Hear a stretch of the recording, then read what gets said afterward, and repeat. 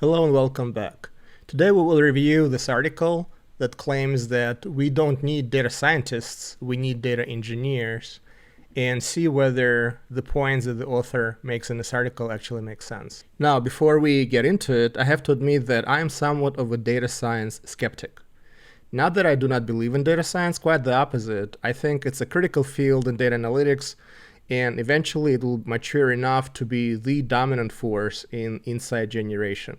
However, having been around hundreds of data science initiatives, I became quite cynical about how practical those initiatives actually were. In my estimate, 90% of these initiatives do not get past the proof of concept POC phase.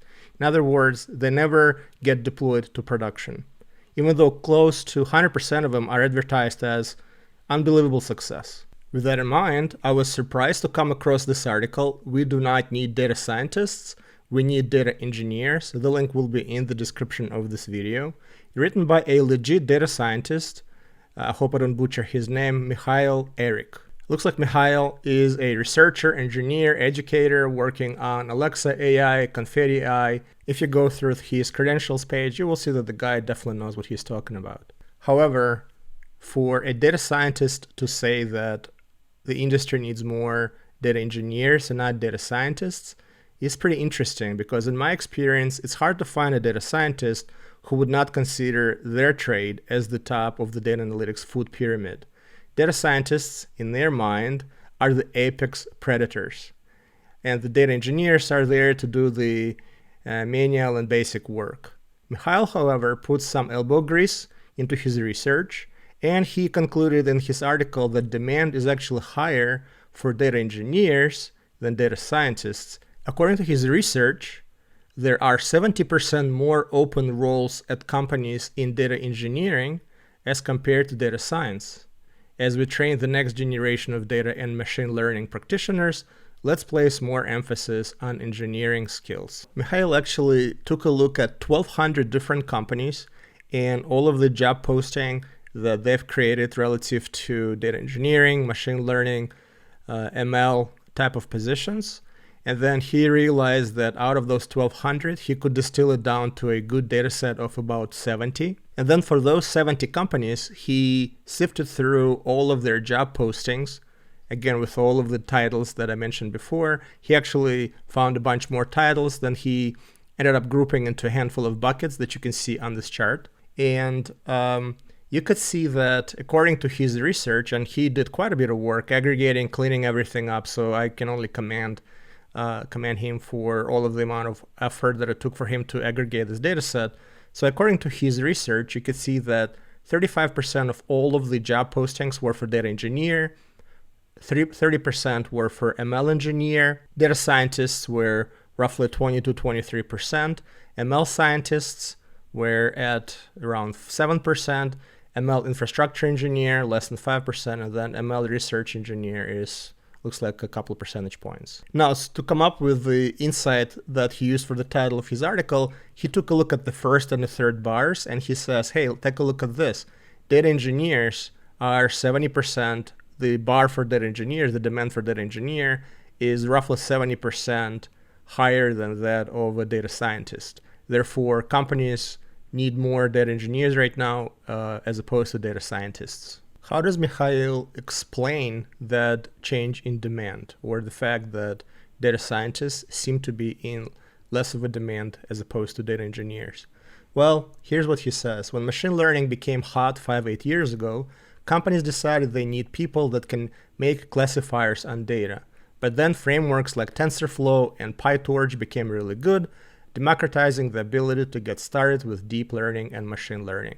So basically, in his opinion, tools got better, which means we don't need quite as many bodies to be thrown at these projects.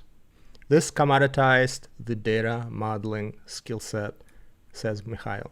And eventually, he says the following: downloading a pre-trained model of the TensorFlow on a TensorFlow website on the Iris dataset probably is no longer enough to get that data science job. Now, this is actually kind of scary. I'm not a data scientist, but he seems to claim that before, if you could do such a simple task as download the Iris dataset of TensorFlow website, just be able to do that, it used to give you the qualifications necessary to get a data science job. That is kind of a scary thought if you think about it. However, in his opinion, we must acknowledge that data science is different now, and tools are a lot more mature, and therefore the demand for data scientists is shrinking because of industry maturing and the tools maturing with it. Now, I, however, cannot say that I fully agree with his analysis. Number one, in Mihail's opinion, the demand for data engineer versus data scientist is 70% higher. Unfortunately, this number is not intuitive to me. And I don't think that his approach to arrive at this number is correct. In fact, I think it's flawed. We cannot talk about perceived demand for any of these positions without understanding how big the pool size is for each role.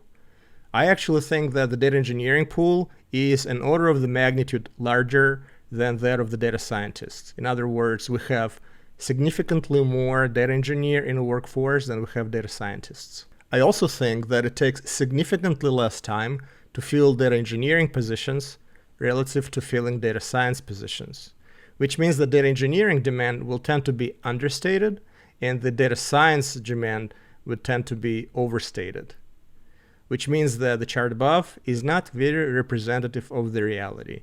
So even though he thinks that the demand for data engineers is only 70% higher, I think in reality it should be 700% higher, given the size of the pool in both of those roles, of how many positions companies are trying to fill. So if you take a look at your IT department and see how many data scientists you have versus how many data engineers you have, you will see that the data engineering pool is significantly larger than that of data scientists. Number two is the point where I disagree with Mihail the most, but Mihail states that demand for data scientists may be negatively affected by how the field is maturing with frameworks like TensorFlow and PyTorch becoming better and better every day. So the tools are getting better, therefore we don't need as many bodies. The tools are getting better, but the batting average of AI initiatives is not. I still see about 10% of them getting productionalized, or even less than that. Why the success is so low is beyond the scope of this post, although if you guys are interested, I'm happy to address it in future videos.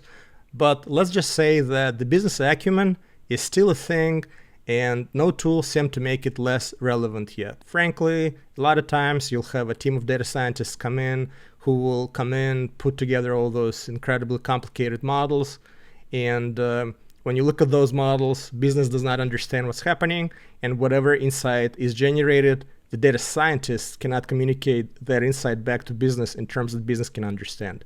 So people just simply do not trust these models. And lastly, I disagree with Mihail in his assessment that data science is somehow far along in the Gardner's hype cycle. If you have not seen the Gardner's hype cycle, then we see this here in the picture. And I think that overall, the field of data science is still very much in the inflated expectations area here. So as you can see, this is kind of the maturity curve of a technology. And what happens, there's a lot of hype early on when technology is introduced. And then the expectations from what technology can actually deliver relative to what actually it does deliver is kind of inflated.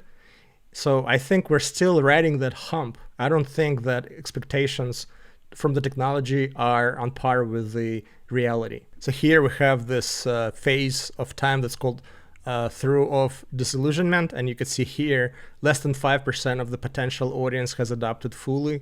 So again, I'm kind of bastardized these numbers and this approach, but basically that's kind of what I see. Out of 100 different ML data science related initiatives that companies kick off, roughly maybe 5 to 10% of those actually get into production.